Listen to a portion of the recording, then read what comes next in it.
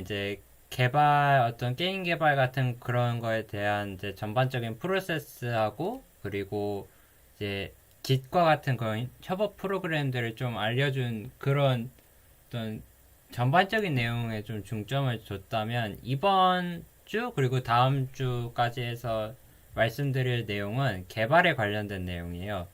그 중에서도 어떻게 하면 코드를 깔끔하게 짤 수 있는지에 대한 그런 부분을 좀 중점적으로 다뤘거든요. 제가 준비해온 게.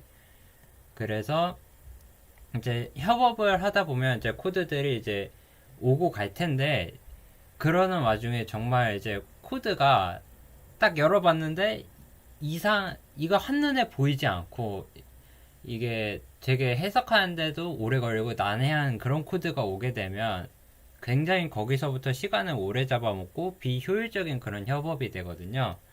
그래서 이제 같이 할 때는 최대한 코드를 이제 깔끔하게 짜는 게 이제 남한테도 도움이 되고, 또 나한테도 이제 나중에 덧붙이거나 할 때 더 도움이 되고 이렇거든요. 그래서 이제 이번 주에는 어떻게 하면 코드를 깔끔하게 짤 수 있는지, 그리고 다음 주에는 말로만 알고 있는 객체 지향에 대한 그런 얘기를 좀 할 거예요. 그래서 이번 주에는 그 어떻게 하면 코드를 깔끔하게 짤 수 있는지 그 팁, 그런 게 이제 개발자들 사이에서 이제 어느 정도 이제 얘기가 나온 게 있는데, 그런 것들을 중점으로 이제 알려드리려고 해요. 그래서 목차가 이제 스파게티 코드와 기술 부채, 그리고 좀 주석에 대한 얘기를 좀 하고, 그 다음에 이제 최적화에 관련돼서 좀 얘기를 해볼까 해요. 그리고 이제 세 번째로는 이제 그 깔끔한 코드를 짜는 그런 팁들을 제가 좀 알려드릴 거고요. 그 다음에 이제 네 번째로 이제 클린 코드를 어떻게 작성할 건지, 그런 거에 대해서 약간 자세로 약간 그런 느낌이 강하긴 한데, 아무튼 그렇게 진행을 해보도록 하겠습니다.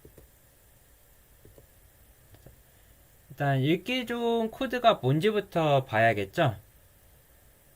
자, 여기 코드, 동일한 작업을 하는 그런 코드가 있어요. 천천히 위에서부터 이 왼쪽 코드부터 보시면 이제 플레이어 이 for each 문이 이제 이 리스트를 이제 쭉 도는, 요게 리스트거든요.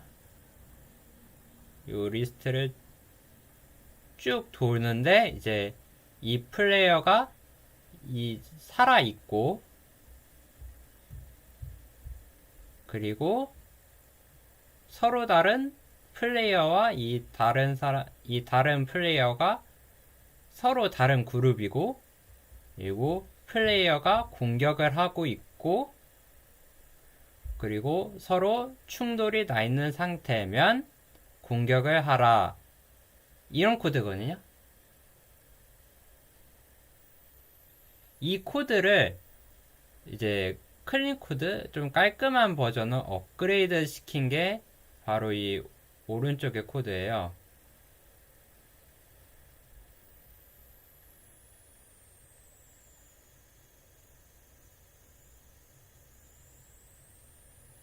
글씨가 조금 이상하긴 한데 이해해 주세요.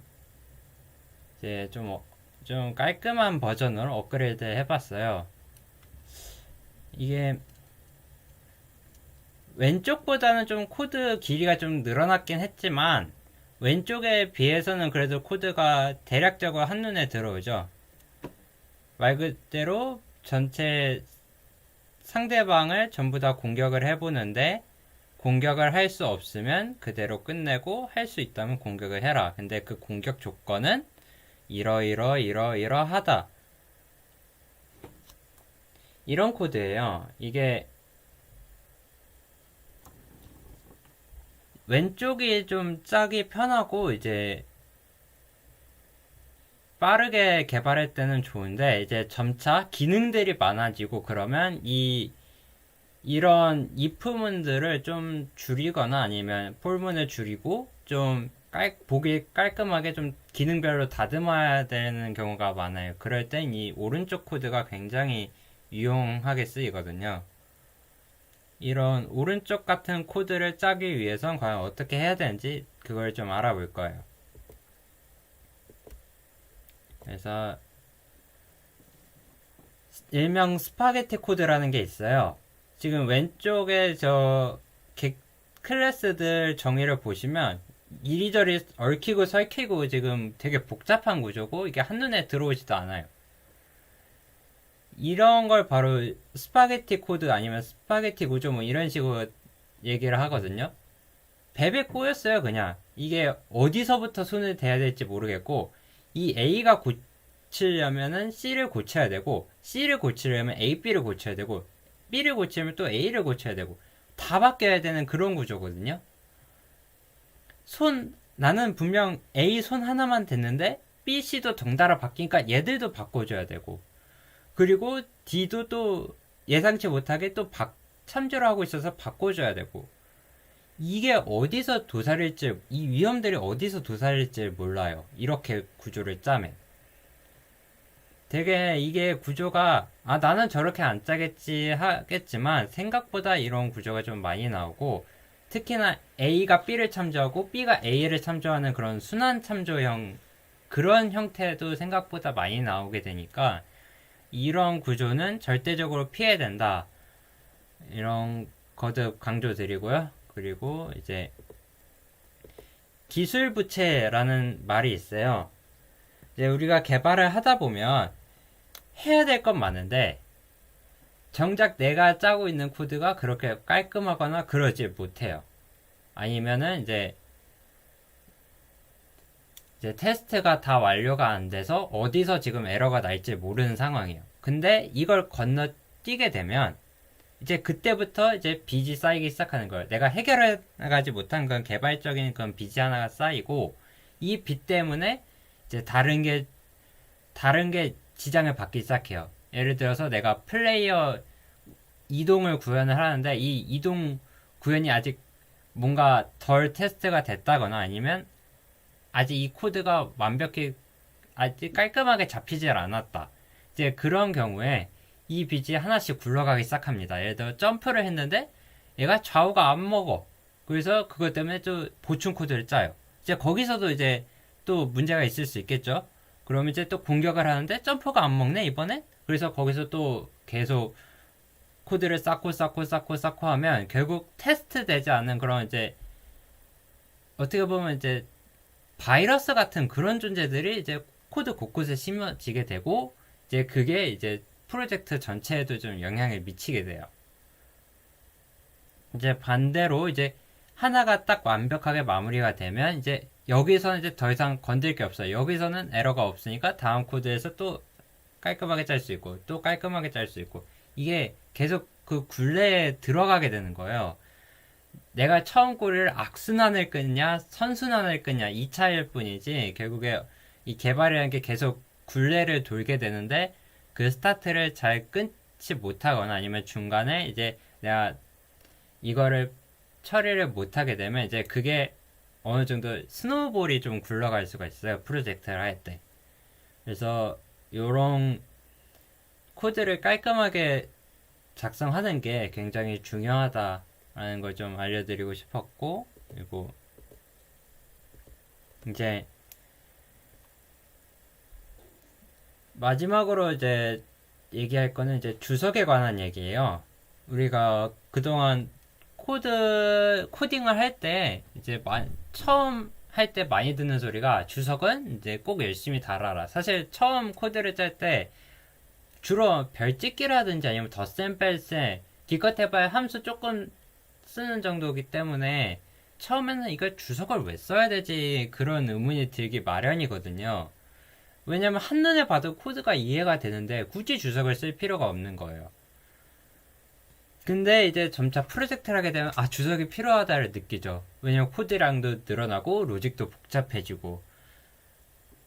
근데 우리가 그 처음에 되게 코딩 처음 배울 때 짰던 그런 코드들처럼 이제 그렇게만 짤 수 있다면 주석 없이도 한눈에 보이고 이런 구조가 되어 있다면 굳이 주석을 읽지 않아도 코드 자체만으로도 이해가 되는 그런 그런 코드들이 되면 얼마나 좋을까. 그런 어떤 로망이라고 해야 될까요? 아니면 이제 그런 생각들이 많거든요.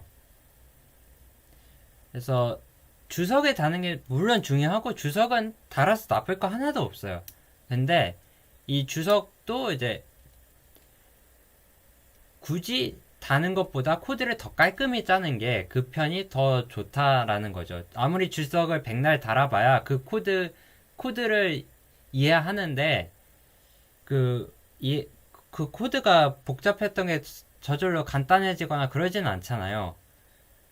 그러니까 이 코드를 이해했다고 해서 추가를 하고 기능을 확장하고 이건 별개의 문제이기 때문에 주석을 다는 것도 좋지만 일단은 이 코드를 깔끔하게 정리하고 그래도 좀 보충 설명이 필요할 때 그럴 때 주석을 다는 게 좋다. 그런 얘기입니다. 이 얘기가.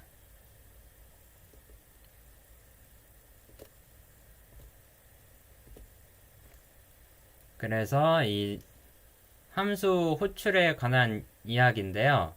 가끔 그 제가 이게 프로그래밍을 처음 할 때 그 가졌던 오해 중 하나가 함수라는 게 이게 함수를 호출하면 이제 함수 그 스택에 이 함수 자체가 실려요. 이 코드가. 그리고 이 코드를 실행하고 그 다음에 이걸 다시 꺼내고 다시 넣고 꺼내고 이런 구조다 보니까 제가 생각했던 그 오해 중 하나가 함수를 호출하면 그만큼 속도가 느려진다. 그러니까 함수는 최대한 적게 써야 된다. 약간 이런 고정관념에 좀 사로잡혀 있었어요. 그래서 최대한 써도 메인 함수에 전부 다 쓰고 약간 그런 강박의 그런 이제 고정관념에 시달렸던 그런 때가 있었는데 제가 그래서 한번 테스트를 했어요. 이게 뭐냐면 공격을 하는 그런 이제 코드인데 이 코드를 함수 호출이라든지 아니면 폴문을 돌리라든지 이거를 이제 여러 가지 구현이 있을 수 있는데 코드를 한번 보여드리자면 자, 이 코드는 이제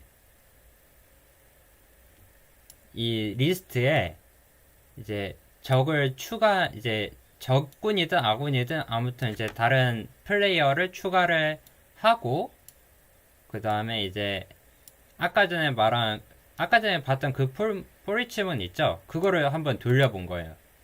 그리고 시간 측정을 해본 거고 그거 이 굿코드 여기 부분은 똑같이 이걸 생성을 했고 그 다음에 이제 아까 전에 봤던 그 깔끔한 구조 있죠? 그 구조대로 얘를 돌리고 그 다음에 시간 측정을 해본 거예요. 그래서 여기 PPT에 보이는 이 결과가 그 제가 한번 직접 테스트를 해서 아까 전에 그 뱃코드, 굿코드 이거를 한번 각각 실행 시간을 비교해 본 거거든요. 한 총 100개 정도 했을 때 총 50번 정도 어택이 있는데 이 100번 하는 동안 단 2ms 차이밖에 안 나요. 이 정도면은 함수 호출을 하는데 이제 그렇게 많은 비용이 들거나 이제 함수를 좀 호출하고 그렇게 해도 그렇게 큰 지장은 되지 않는다. 이 함수 호출이 막 1000번, 10,000번 이렇게 연달아 일어나지 않는 한 이건 문제가 이런 코드는 크게 문제가 되지 않는다. 그런 테스트였고요. 그 다음에 이제 함수의 목적에 대한 이야기인데요. 주로 함수 하면은 이제 뭔가 코드 부분을 어떤 반복되는 코드를 이제 함수로 정의해서 거기를 재사용한다는 그런 이미지잖아요.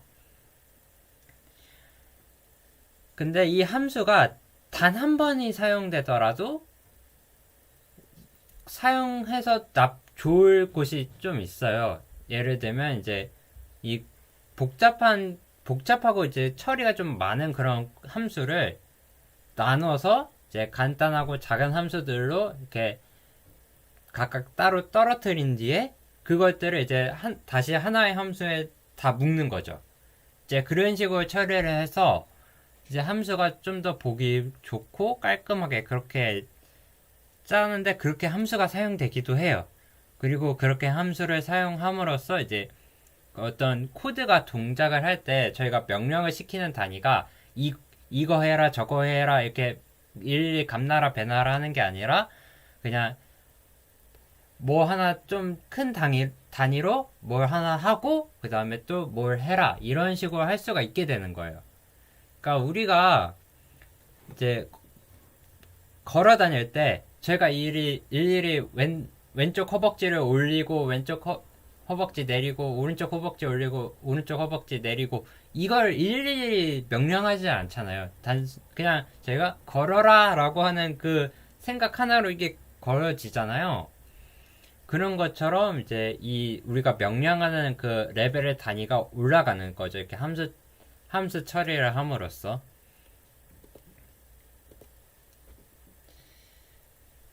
자, 그래서 이제 앞에서 좀 밑밥을 좀 깔았고요. 그래서 이제 지금부터 과연 어떻게 하면 코드를 좀 깔끔하게 짤 수 있는지 그런 팁들을 이제 하나씩 알려드리도록 할게요. 자, 이런 거는 이제 프로젝트 하실 때 한번 써보세요, 한번. 제가 알려드린 것들 위주로 좀 이렇게 사용해보시면 그래도 저도 느꼈고 이런 식으로 하면은 굉장히 코드가 깔끔해지고 코드가 생각보다 보기 좋아져요. 코드의 질이 좀 한 단계 좀 업그레이드 되는 그런 느낌. 뭐 이게 약 파는 게 아니라 진짜라서 이제 한번 직접 프로젝트 하실 때 아니면 코드 짜실 때 한번 이렇게 해보시면 좋을 것 같아요. 일단 첫 번째로 이제 변수명에 관한 이야기인데요. 우리가 변수명을 쓸 때 주로 이제 정말 이런 거 많이 쓰잖아요. t 뭐 아니면 a, n, x, y 뭐 아니면 i나 j, k 뭐 이런 거 기타 등등 정말 많이 쓰거든요. 폴문 돌릴 때는 이게 문제가 안 되는데 그냥 우리가 뭔가를 저장하는 용도로 변수명을 쓸 때는 이게 문제가 돼요. 이 t가 무슨 t의 약자인지를 몰라요. 그래서 좀 더 구체적으로 써야 되는데 타임 하면은 시간과 관련된 변수구나 알 수 있죠. 근데 여기서 한 번 더 구체적으로 쓰면 제한 시간이구나 가 딱 보이는 거죠.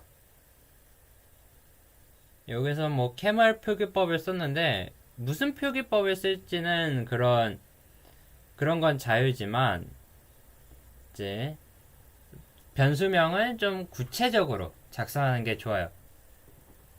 짧은 것보다는 길수록 좋다는 거죠. 적당히 길면 그래도 이 변수 보고도 이게 무슨 변수구나를 바로 알 수 있으니까요. 그리고 두 번째로 이제 제가 팁을 드린 게 열거형에 관한 건데요. 열거형이 여기서 위에서 보태가 0번, 1번, 2번이 있어요. 0번은 걷는 상태, 1번은 점프하는 상태, 2번은 공격하는 상태예요. 이 상태를 열거형으로 이런 식으로 바꿀 수가 있어요. 이 enum이라고 하는 이 자료형이 열거형이라는 자료형인데 여기서부터 얘가 차례대로 기본 0번부터 얘가 1이고 얘가 2예요. 이렇게 하나씩 이렇게 늘어나는 그런 자료 구조인데 이 자료 구조를 사용을 하시면 이 상태를 굉장히 깔끔하게 구현을 할 수가 있어요. 보세요. 주석이 달려있지 않은데 워크, 점프, 어택 무슨 상태인지 바로 보이죠. 그래서 열거형을 사용하셔야 이런 상태 지정할 때 좀 깔끔하게 표현이 된다.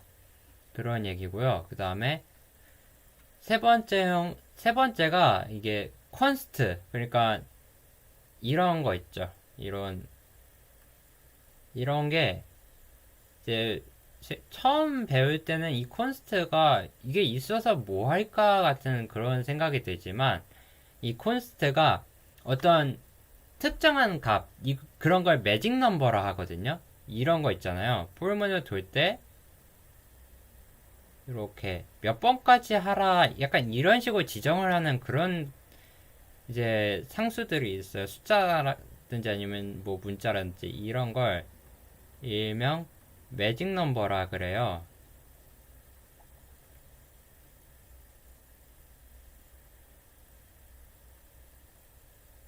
이런 매직 넘버에 이렇게 상수형으로 해서 이제 지정을 해주면 나중에 이 카운트가 변할 때도 문제가 없겠죠. 그런 식으로 그리고 이게 i가 1번부터 그리고 이제 1부터 이 한 리밋까지 쭉 반복문을 돌려라. 코드가 좀 더 뭐라고 해야지? 약간 문장 구조에 좀 비슷한 느낌이라고 해야 되나요? 약간 그런 느낌의 코드가 돼서 이 코드가 좀 더 이제 보기 편안해진다. 그런 얘기입니다. 이 콘스트 활용 같은 경우는. 그래서 매직 넘버 콘스트 활용하기, 그 상태 지정 같은 건 열거형 활용, 그 무엇보다도 좀 의미가 명확하게 변수명 쓸 때 한 글자 쓰지 말고 좀 변수명 좀 길게 쓰더라도 명확하게 의미 전달하기. 이제 그게 첫 번째 변수명과 관련된 그런 팁들이에요. 자, 이제 두 번째로 이제 조건식과 계산식의 함수인데요. 이제 저희가 코드를 짜다 보면 조건을 비교하거나 아니면 값을 계산하는 그런 경우가 좀 많아요. 그런 경우에 죄다 함수로 빼라는 의미예요. 이 첫 번째가 플레이어 스피드가 10 이상이고 그리고 y가 0보다 크지 않고 그 다음에 상태가 공격 상태가 아니라면 무언가를 하라 라는 이 조건식이 있어요. 이 안에 조건이 너무 많아요.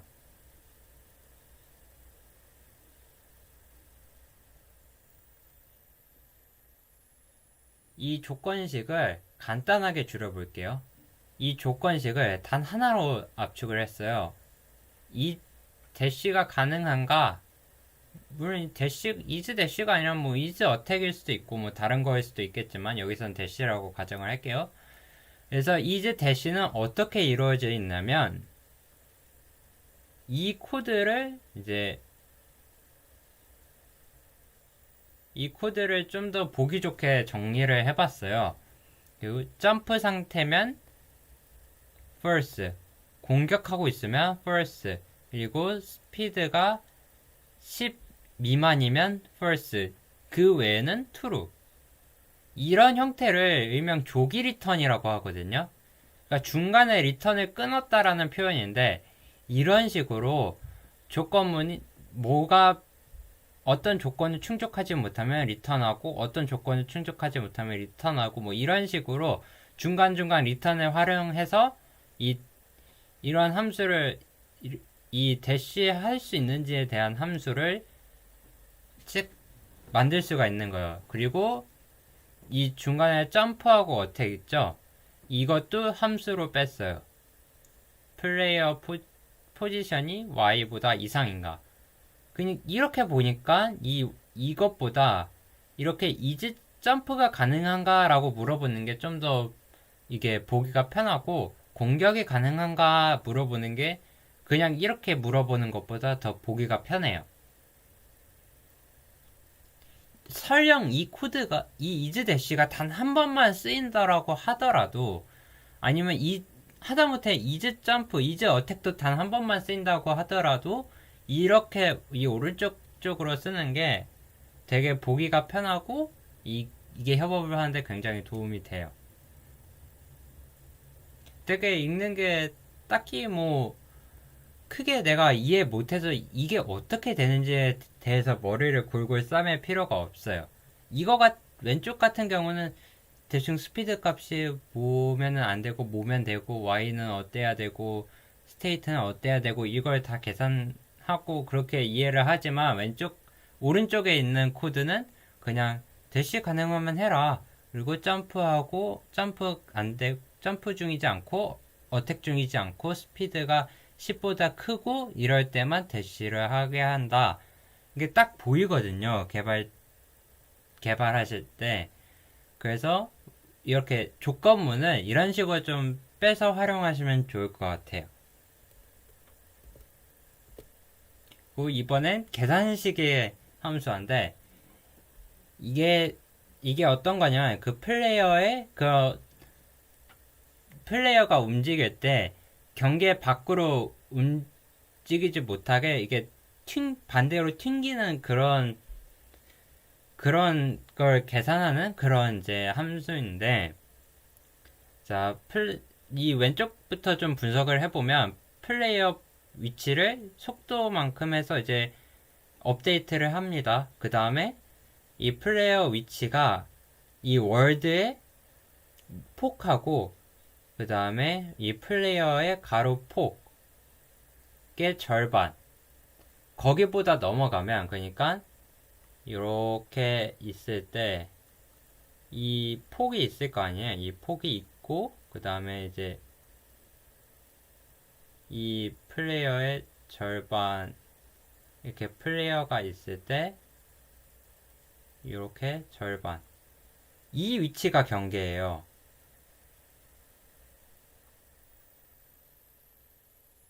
이 위치에 도달을 하면 이렇게 반대로 돌아가게끔 만들어라. 그런 얘기예요, 이 코드가. 그래서 속도도 반대로 뒤집고. 이렇게 보면은 이렇게 일일이 해석을 하게 되지만 이 오른쪽 코드 보면 뭔가 함수는 되게 많아졌어요, 일단. 근데 여기 안 내부가 너무 간단해졌어요. 오른쪽으로 움직여라. 그리고 이제 이게 오른쪽에 지금 경계 돌 때면 이제 왼쪽으로 돌아라. 이런 의미거든요. 보시면 moveX는 이 코드 그대로 가져왔고요. 뭐 크게 달라질 건 없죠. 그 다음에 get right border는 이 안에 이 계산식이에요. 여기 이 계산식이 지금 이 조건식에서도 이게 지금 2번 반복이 되고 있죠.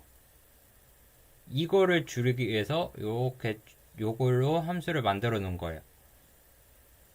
그리고 eastern right는 여기 if문 조건식을 요렇게 그냥 가져다 놓은 거고요. 그 다음에 turn left 이 안에서 하는 조작 있죠. 이 안에서 하는 조작을 가져왔어요.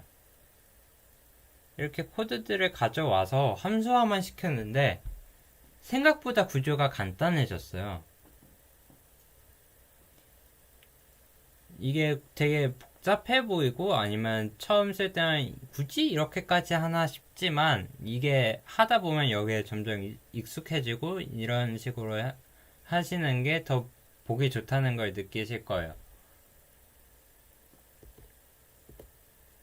그 다음에 세 번째 기능은 assert라는 기능인데 이게 C++ 이런 데서도 지원하지만 이제 C# 유니티 쪽에서도 지원을 하더라고요. 그래서 이 assert가 어떤 기능이냐면 변수의 값을 체크하는 기능이에요. 그래서 변수에서 과연 이 값이 맞지가 않으면 경고를 띄워내는 거죠. 여기 보시면 가로가 10이고 세로가 20인 이제 그런 이제 판이 있다고 생각을 해볼게요. 10 그리고 20 그래서 여기 이제 XY 좌표를 받을 때 어떻게 받아야 되냐면 이 범위 안에서 받아내야 돼요. 만약 프로그래머라든지 사용자가 실수로 이 범위를 벗어나게 되면 그대로 out of index 에러가 나겠죠. 이렇게 안 되도록 이 값을 체크를 해야 되는데, 이 값을 체크하는 방식이 좀 다른 것도 여러 개 있지만 이런 어설트 기능을 활용할 수가 있어요. if문 이런 것보다도. 그래서 여기 테스트 5,10 그리고 5,30을 한번 테스트를 해봤어요. 그래서 여기 xy에 받아놓고 여기 이 어설트, 이 debug.assert에서 이 변수들을 체크를 하는 거예요. 여기서는 매개 변수의 값을 체크했죠. 함수에서 쓸 땐 주로 이 매개 변수 값을 체크를 하게 되는데, 이게 경계 안에 있는지 y도 이 높이 안에 있는지를 체크를 하는데, 여기 이 부분이 5,30을 호출을 했을 때 그 나타나는 문구들이에요. 그냥 콘솔 로그인데, 여기서 assertion failed라고 떴죠. 이 검사 조건을 만족하지 못했다, 그런 의미예요. 그래서 여기서 fail을 했는데 일단은 그대로 내보내긴 합니다. 일단은 그대로 내보내긴 하는데, 이 assert를 통해서 중간에 이 중간중간 값을 체크를 할 수 있는 거예요. 그리고 이제 프로그래머가 이제 이런 걸 짤 때 이렇게 미리미리 경고를 알 수가 있으면 이걸 테스트하는 단계에서 이걸 알아차릴 수가 있겠죠. 아, 여기서 이게 잘못됐고, 그리고 여기서 내가 어떤 로직을 추가해줘야 되는구나. 그런 걸 알 수가 있는 거예요. 그래서 이 assert라는 걸 이제 중간, 만일 이 값을 내가 범위 안에 들게 해야 된다. 그러면 if문도 if문이지만 이 assert문을 하나 넣어 놓음으로써 이제 이걸 이렇게 해야 된다라는 걸 이제 활용을 할 수가 있는 거죠.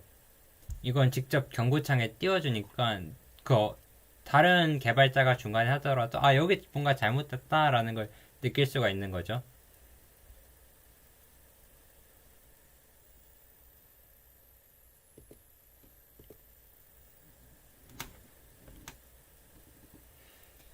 그리고 네 번째 팁입니다. 좀 오늘은 팁이 좀 많아요.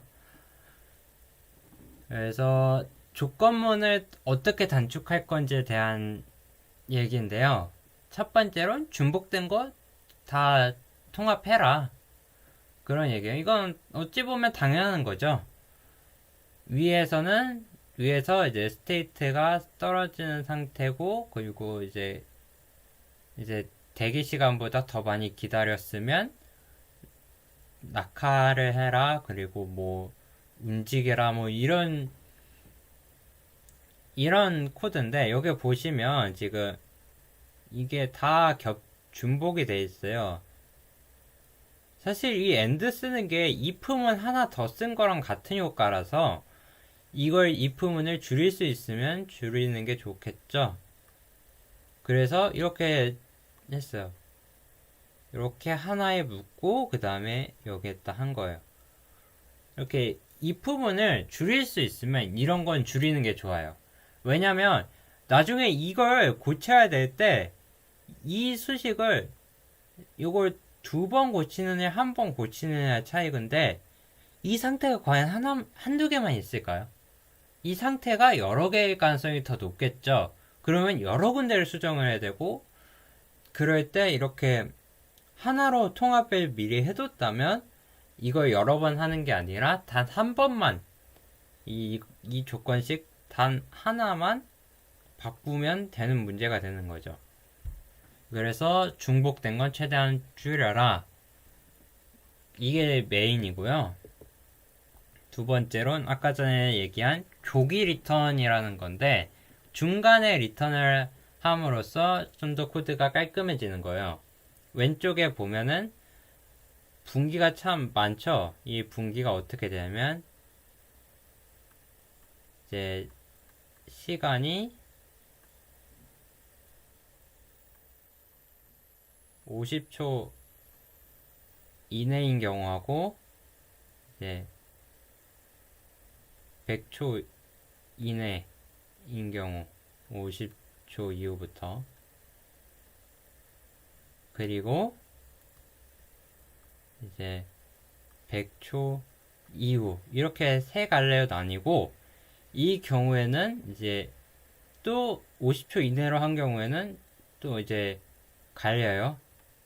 HP 30 이상, HP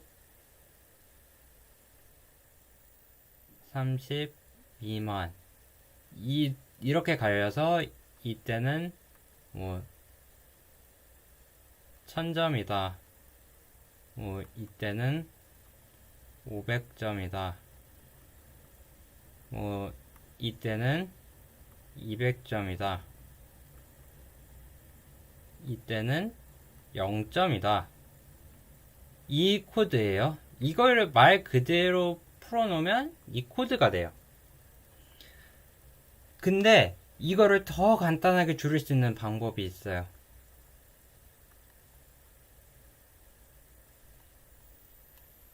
어떻게 하냐면 이 조건을 이거를 여기 왼쪽의 코드는 이 조건을 여기 위에서부터 순서대로 차근차근 풀었거든요. 이걸 반대로 풀어보는 거예요. 100초 이후이면 일단 무조건 0점이다. 100초 이내에 들었지만 50초보다 크다 하면 200점이다. 50초 이내에 들었지만 HP가 30보다 아래면 500점을 해라. 그리고 그 나머지 경우에는 이제 1000점을 반환해라. 이런 식으로 더 보기가 깔끔해졌죠. 물론 이런 구조가 어느 날 갑자기 이게 한 번에 보이지도 않고 한 번에 작성하기도 어려워요. 하지만 차근차근 이제 어떻게 바꿔볼까를 고민하다 보면 이렇게 좀 간단한 그런 구조가 보일 때가 있을 거예요.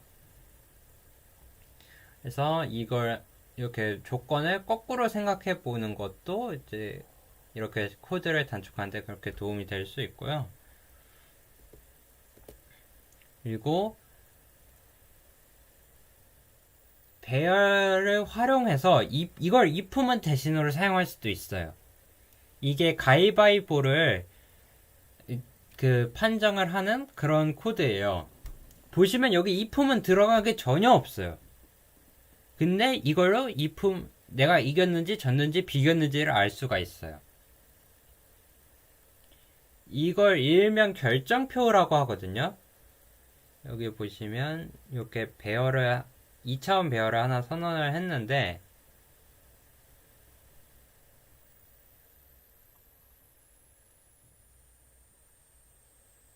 이렇게 이제 이런 배열이 있어요.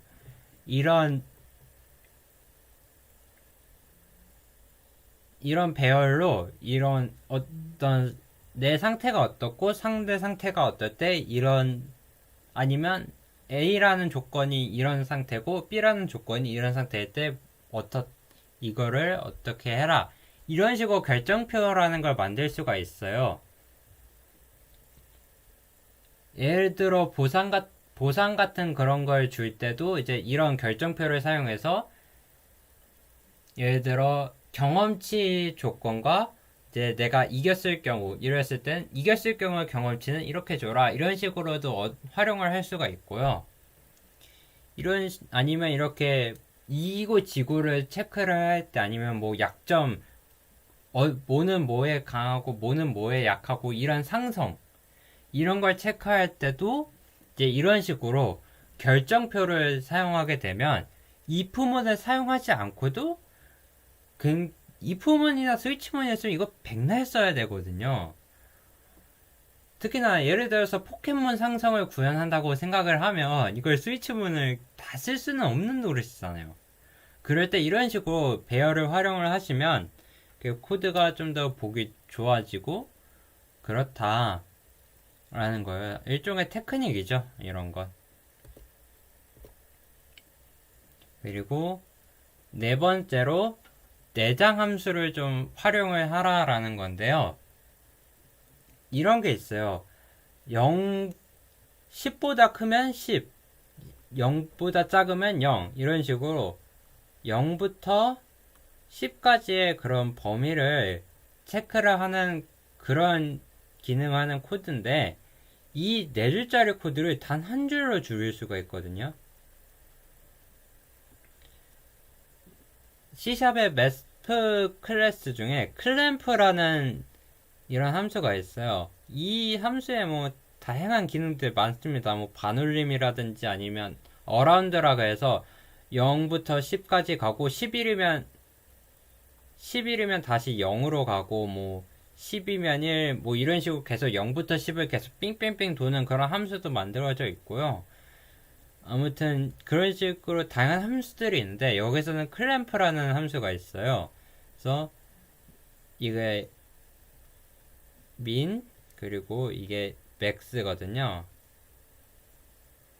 그래서 min과 max 값을 주면 그 안으로 이 범위를 집어넣는 그런 함수인데, 이 짧은 이 코드조차도 이게 내장 함수가 되어 있어요. 이 말은 다른 복잡한 함수는 이 내장 함수들을 활용해서 코드를 줄여서 간단하게 만들 수 있고, 또 혹은 자기가 이제 사용하고 싶은 어떤 그런 기능이 있어서 직접 코드를 짜려 했는데 찾아보니까 실제로 있는 경우도 꽤 있어요.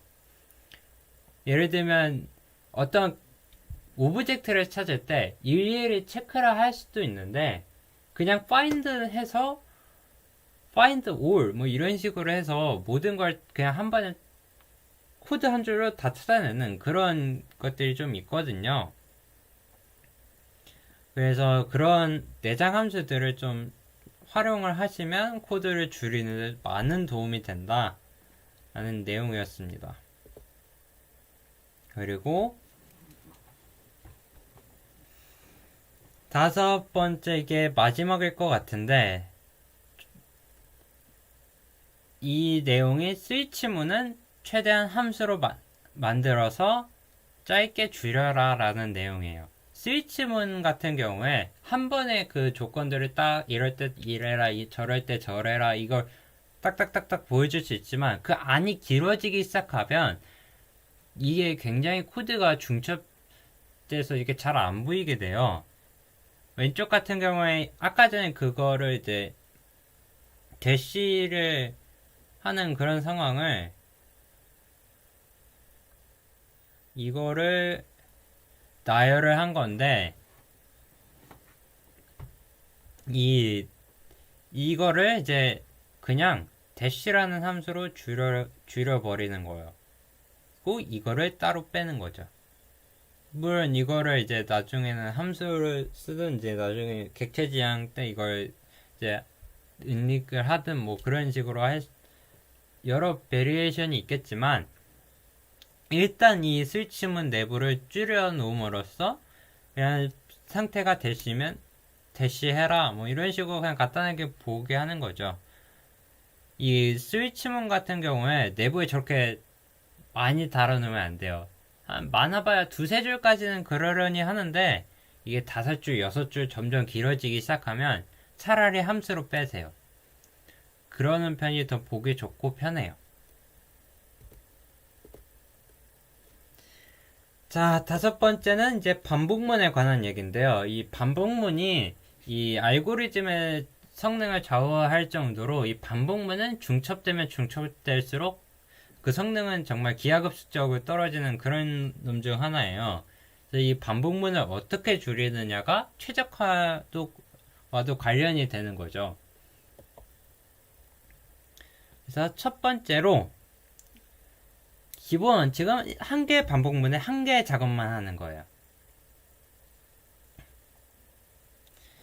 자, 여기 왼쪽에 보시면 공격을 할 수 있는지 체크하는 그런 함수가 있어요. 그래서 이 전체 리스트를 도는 동안 거리가 5 이내이면 공격을 하라 라는 그런 건데요. 여기 보면 이 디스턴스를 체크하는 것과 이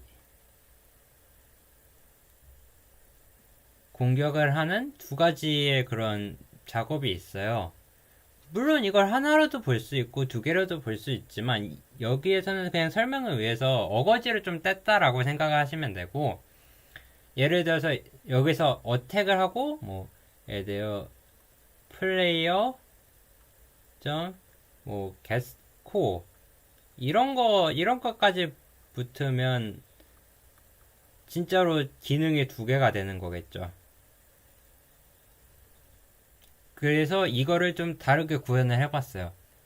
공격 가능한 플레이어 리스트를 하나 새로 만들어서 여기다 거리가 되는 애들을 여기다가 저장을 해요.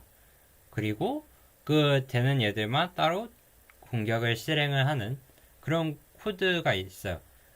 물론 이렇게 보면은 이게 왜 굳이 저래야 되나 싶기도 하지만, 이 반복문에서 작업이 많아지면 많아질수록 이거를 짧게 줄이고 함수화 시키고 아니면 이거를 내장 함수로 좀 바꾸고 이럴 때 좀 골치가 아파지기 때문에 이런 한 개의 반복문에는 꼭 한 개의 작업만 할 수 있도록 그렇게 설계를 해주시고 코딩을 해주시는 게 좋아요.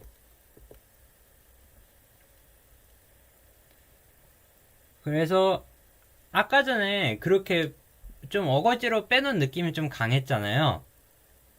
아까 전에 그 어택을 이렇게 군 플레이어 찾는 거 이렇게 많이 줄여놨어요. 단 한 줄이에요, 단 한 줄. 이 앞에서 이렇게 이 코드들이 이게 단 한 줄로 압축이 됐어요. 이게 내장 함수의 힘인 거죠. 그래서 find all 해서 이게 람다식인데 이 각각의 원소들을 둘 때 이 조건을 이게 매개 변수예요. 이게 매개 변수고, 그래서 이 조건을 만족하는지 true false를 반환하게 되는데, 이게 반환 값인데 여기서 이게 true면 이거를 객체를 싹싹싹 집어넣어서 그 공격 가능한 범위 내에 있는 타겟들만 이렇게 리스트에 담아서 이렇게 저장을 하는 거죠. 이 find all 말고도 다른 그런 리스트 관련된 함수들도 많고, 이 리스트 외에도 다른 것들에도 정말 많은 그런 내장 함수들이 있어요. 그래서 이런 걸 활용을 하시면 코드가 좀 줄어들고 보기 좋고, 굳이 내가 미리 다른 사람들이 구현해놓은 거 구현하지 않아도 돼서 좋고, 이런 내장 함수들은 이미 테스트가 오래됐고, 그 다음에 이미 다른 사람들도 많이 활용하고 있기 때문에 사실상 에러점이 거의 없다고 봐도 무방하거든요. 물론 이슈가 좀 있을 수야 있겠지만 그런 케이스는 그렇게 많이 되지 않고요. 그래서 이런 내장 함수를 활용하면 내 코드의 그런 어떤 안정성, 검증 그런 게 어느 정도는 된다라고 생각을 하시면 돼요.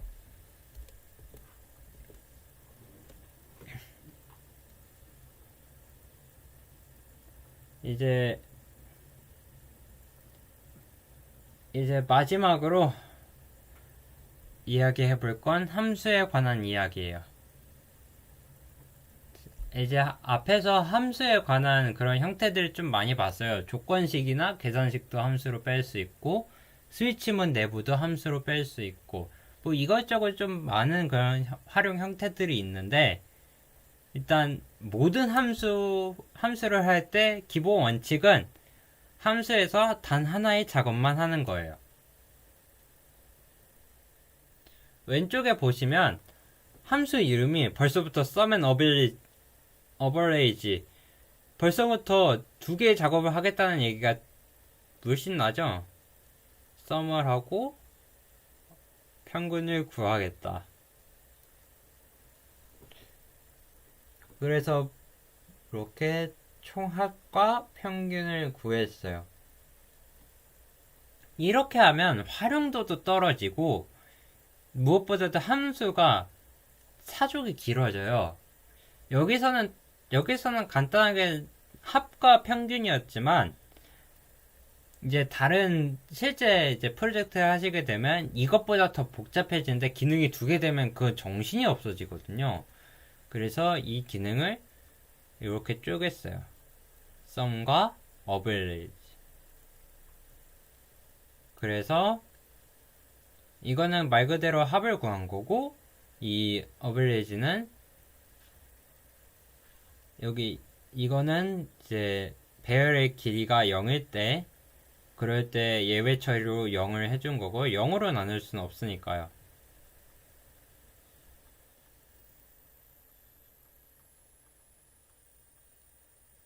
그리고 그 외의 경우에는 이제 썸을 구한 다음에 이 배열 크기로 나눠서 평균을 구해라 이런 거죠. 그래서 하나의 함수에는 하나의 작업만 들어갈 수 있도록 클래스도 하나의 클래스는 하나의 책임만 묻도록 하는 그런 객체 지향 원칙이 있거든요. 함수도 마찬가지로 이제 하나의 함수에 하나의 작업만 할 수 있도록 그렇게 설계하거나 그렇게 작성을 해주셔야 돼요. 그래서 함수의 종류는 이건 제가 임의로 이름을 붙였는데요.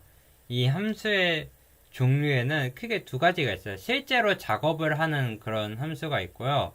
그 두 번째로 이게 사진을 제가 이걸로 든 게 좀 적절치는 않은데 실제로 작업을 하는 그런 함수가 있고 이 흐름 함수가 이걸로 제가 이걸 사진 왜 넣었는지 모르겠네요. 이거 이런 식이 아니라 그냥 함수 내에서 이런 작업 함수들 있잖아요. 이거를 이렇게 쭉 나열한 그런 이 작업 함수들의 묶음 이거를 흐름 함수라고 그냥 제가 임의로 정의를 했어요. 그래서 이런 식으로 기억을 해주시면 될 것 같아요. 그냥 작업한 함수들을 한 곳에 그냥 뭉쳐놓은 그런 함수다. 그러니까 어떻게 보면 좀 더 실제 작업하는 함수보다 조금 더 상위의 개념에 있는 그런 함수다라고 생각하시면 되고, 그래서 그런 함수 종류를 사용해서 할 수 있는 함수화 패턴이라는 게 있어요. 그러니까 어떨 때 함수화를 할 수 있는지. 이거는 앞에서 봤으니까 스킵을 할게요. 이런 조건식을 함수화할 수도 있고, 그리고 계산식을 함수화할 수도 있겠죠.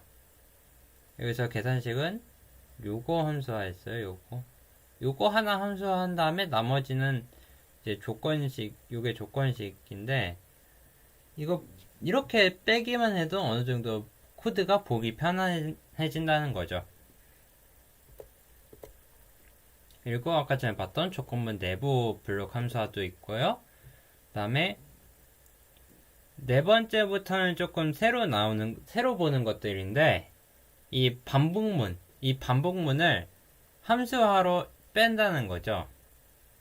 여기서 플레이어 업데이트를 보시면 지금 for문으로 이렇게 하나, 이렇게 둘, 이렇게 두 개의 for문이 돌아가고 있어요.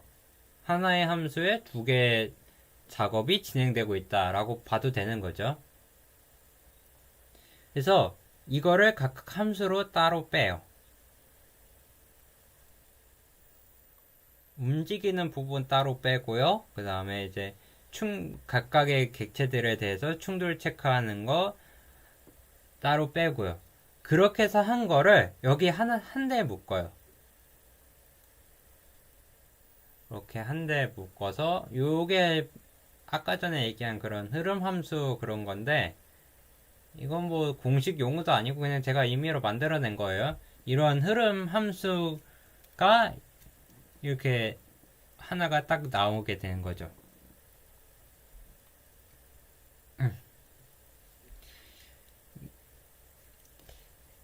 이런 식으로 반복문을 좀 이렇게 해서 함수화를 해서 이 반복문을 이제 뭐 더 줄일 수도 있고요. 아니면 이 반복문을 따로 빼서 이렇게 보기 좋게 만들라는 거죠.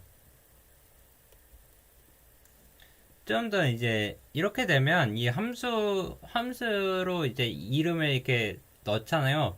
그거를 이 함수하고 매개 변수 이렇게 보고 무슨 작업, 무슨 작업, 무슨 작업이 술술술 익혀 나가는 거예요. 이게 반복문보다 더 잘 익히기 때문에 이런 식으로 해서 이제 좀 큰 흐름을 처리할 때는 좀 크게 단위를 이렇게 읽을 수 있도록 그렇게 설계를 하라는 거예요. 그리고 이게 첫 번째로 봤던 예시 코드예요.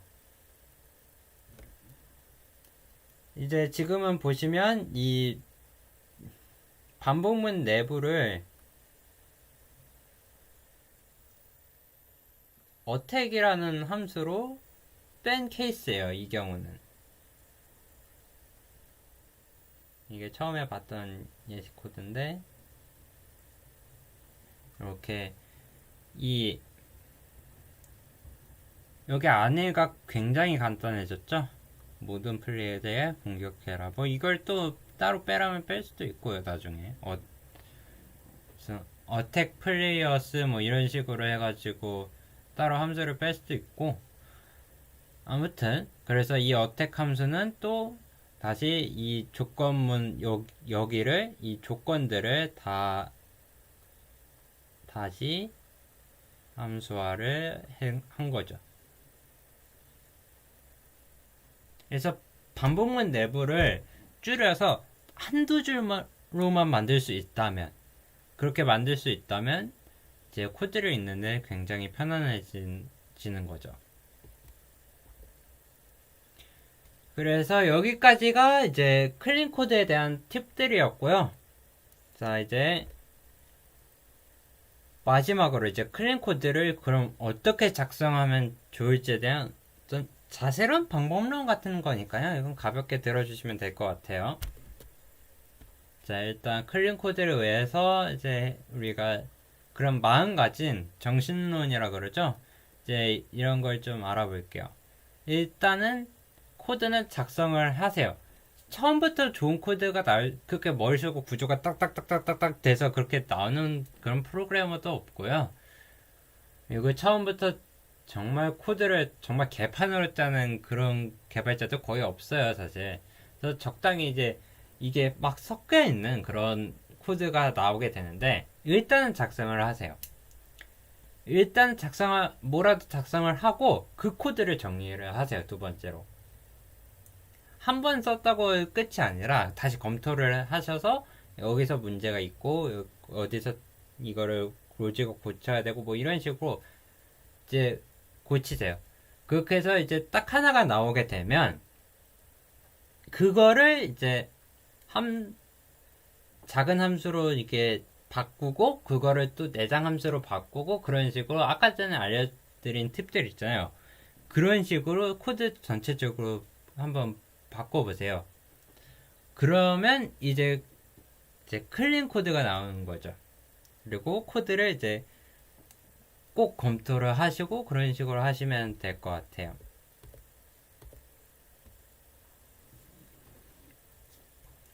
자, 이거는 주의할 점으로 두 가지를 적어놨는데, 우선 첫 번째로 매개 변수를 되게 많이 사용하시는 그런 분들이 좀 계세요. 그런 경우에 그런 매개 변수를 줄여셔야 되는 게, 매개 변수를 그렇게 많이 달아놨다는 건 그거를 어떤 매개 변수를 한 묶음으로 처리를 못했거나 아니면 그 함수의 내부가 굉장히 많은 일을 하고 있을 가능성이 커요. 그래서 함수를 쪼개든 아니면 그 매개 변수들을 묶어서 어떤 클래스라는 그런 객체를 만들든 그런 식으로 매개 변수를 줄이시는 게 좋아요. 그리고 두 번째, 주석을 달기 전에 함수화부터 하실 걸 추천을 드려요. 그러니까 주석을 단다는 건 물론 이게 좋은 습관이긴 하지만 코드가 좀 복잡해졌다는 걸 얘기를 하고 있는데 주석을 다는 것보다 깔끔하게 코드를 짜는 게 더 훨씬 도움이 되고 그렇게 코드를 깔끔하게 짜기 위해서는 어느 정도 함수화를 통해서 이제 그 좀 더 추상화된 그런 작업들을 실행할 수 있게끔 제공을 하는 게 좋아요. 뭐 사용자든 아니면 뭐 어떤 협업자든 그래서 주석을 달기 전에 일단 함수화부터 하시고 그리고도 좀 설명이 필요한 거에 주석을 다시고 이런 식으로 하셔야 돼요. 이건 주석이 나쁘다는 게 아니라 주석을 달기 전 코드를 좀 깔끔하게 짜라 라는 얘기예요. 자, 이번에는 좀 팁들이 좀 많아서 조금 강의 시간이 1시간보다 좀 오버가 됐는데, 혹시 개인적으로 궁금하신 부분이나 이해 안 되시는 부분 혹시 있을까요?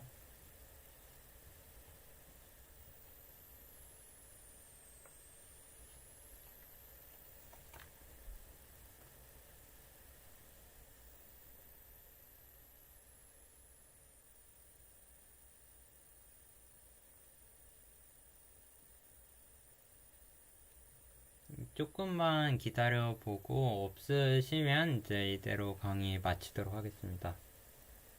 괜찮으시다고 하네요.